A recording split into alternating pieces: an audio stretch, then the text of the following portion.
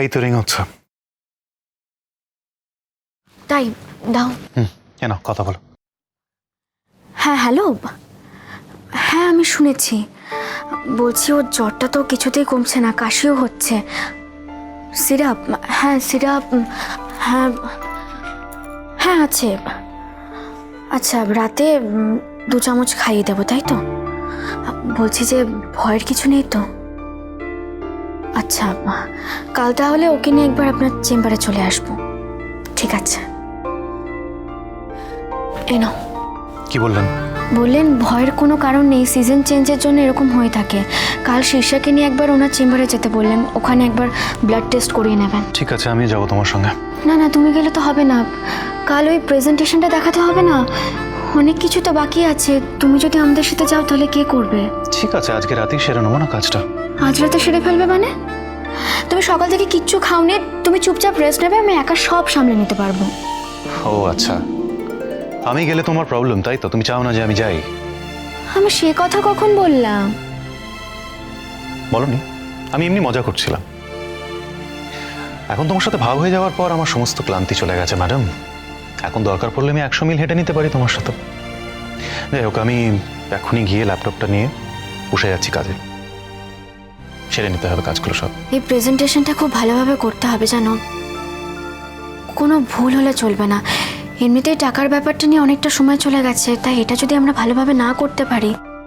তুমি চিন্তা করো না, এবার সব ভালো হবে। ল্যাপটপ থেকে ফাইলও ডিলিট হবে না। আপনি কিন্তু আবার অন্যদিকে চলে যাচ্ছেন মশাই, আমি মোটেই এ ধরনের কথা বলতে চাইনি। দেখো আমি বলতে চাইছি, এটা তো অনেক বড় পুজো কমিটির প্রজেক্ট। আমরা যদি একবার প্রেজেন্টেশনটা খুব ভালোভাবে করতে পারি, তাহলে কিন্তু ওনারা আমাদের বাইরের অন্য কাউকে নিয়ে কাজ করার কথা ভাবতেই পারবেন না। Okay ma'am, I get A point. আচ্ছা, আমি দিদিভাইকে বলে দিচ্ছি খাওয়া দাওয়া হয়ে গেলে এই ঘরে চলে আসতে। তুমি তখন আমাদের ঘরে চলে এসো, কাজটা সেরে নেবো একসাথে, তাই না?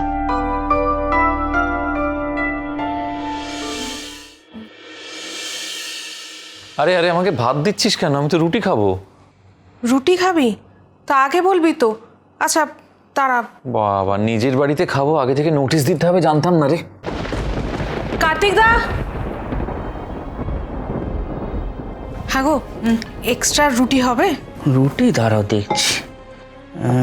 3টে বড় মার জন্য, 4টে বড় দাদাবাবুর জন্য, আর রয়েছে 1, 2, 3, 4, 5টা। হ্যাঁ হয়ে যাবে।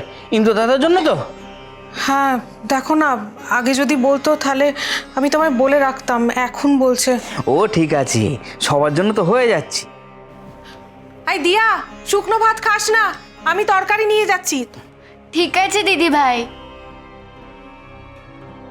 হ্যাঁ গো কার্তিক দা, তুমি তো রাত্রিরে রুটি খাও, এখন কি খাবে? ও আমি ভাত খেয়ে নেবো। শোনো, খাবার সময় কাউকে ওরম বসি রাখতে নেই। চলো চলো চলো।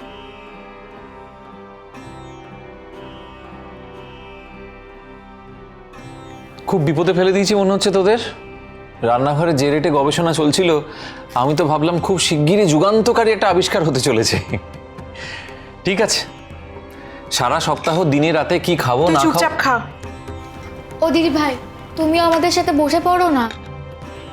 হ্যাঁ আমি বসবো একটু পরে রে, একবারে মিনু আসুক তারপরে। মিনু আসতে পারবে না দিদিভাই, ও শীর্ষার কাছে আছে। আর মাঝে মাঝে শীর্ষা ঘুম ভেঙে যাচ্ছে তো, বেরোতে পারছে না। তুই বরং খেয়ে নে, খেয়ে নিয়ে তুই ঘরে যা, তারপর মিনু আসবে।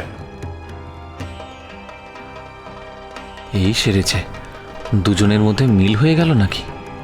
দেখতে হচ্ছে তো। হ্যাঁ রে, শীর্ষার জ্বরটা কি কমেছে? বাড়ছে কমছে রে। আরে ডাক্তারবাবুর সাথে কথা হয়েছে মিনুর, উনি তো বললেন চিন্তার কিছু নেই, তবুও কাল সকালে একবার ব্লাড টেস্টটা করিয়ে নিতে হবে। ও আচ্ছা ঠিক আছে, তুই খেতে বসে যা, আমি বেড়ে দিচ্ছি। সব কিছু এরকম যদি রোটেশন ওয়াইজ চলতে থাকে তাহলে তো খুব মুশকিল। একজন অফিসে যাচ্ছে, একজন খেতে দিচ্ছে, একজন শীর্ষাকে পাহারা দিচ্ছে, একজন ঘুম পাড়াচ্ছে, এইভাবে তো চলতে পারে না। কেমন অদ্ভুত না সব কিছু।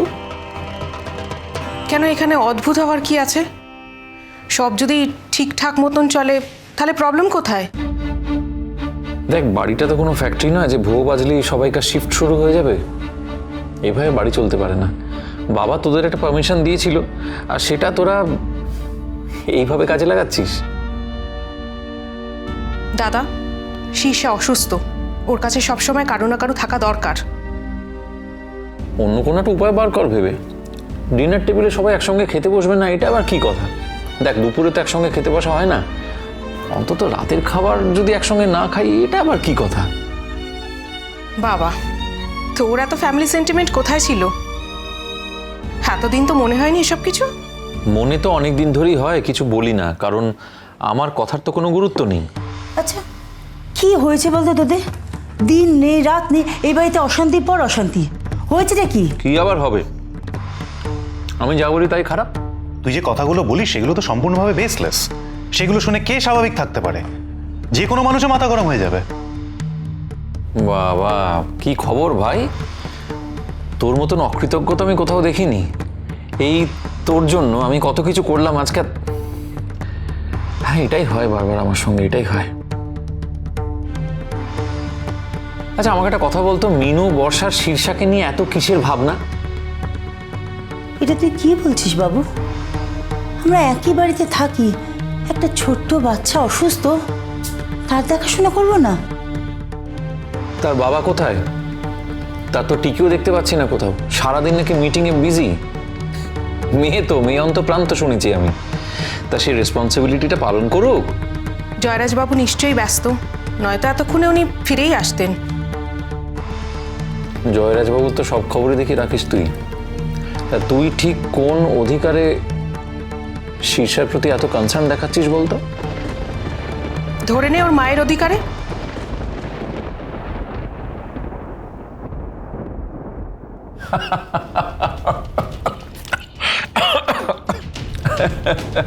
কি বললি? মায়ের অধিকারে? তুই এইসবের মধ্যে হাসির কি খুঁজে পাচ্ছিস দাদা ভাই? হাসার কারণ আছে।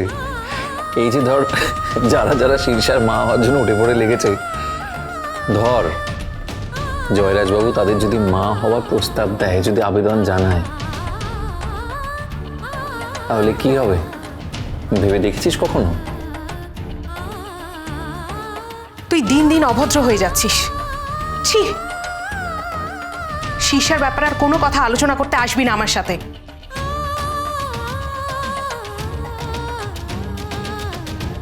কি হলো কি মা, দাঁড়িয়ে আছো কেন? বসো বসো। কার্তিক, মাকে খাবার দে, তুই খা। दिल का दरिया बह ही गया, इश्क इबादत बन ही गया, खुद को मुझे तू सौंप दे, मेरी जरूरत तू बन गया, बात दिल की नजरों ने की, सच कह रहा तेरी कसम, तेरे बिन अब न लेंगे एक भी दम,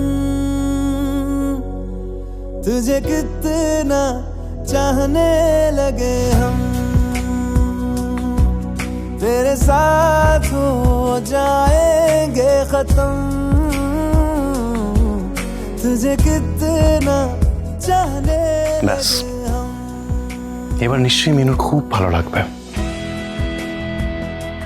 ভালো লাগবে তো? যদি না লাগে কি জানে, বাচ্চাদের মতন টেনশনটা হতে শুরু করে দিয়েছে। না, এ তো পুরোপুরি রোমান্টিক একটা সেটিং। ওর নিশ্চয়ই ভালো লাগবে, তাই না? तेरी कसम, तेरे बिन अब न लेंगे एक भी दम, तुझे कितना चाहने लगे हम, तेरे साथ हो जाएंगे खत्म, तुझे कितना चाहने लगे हम।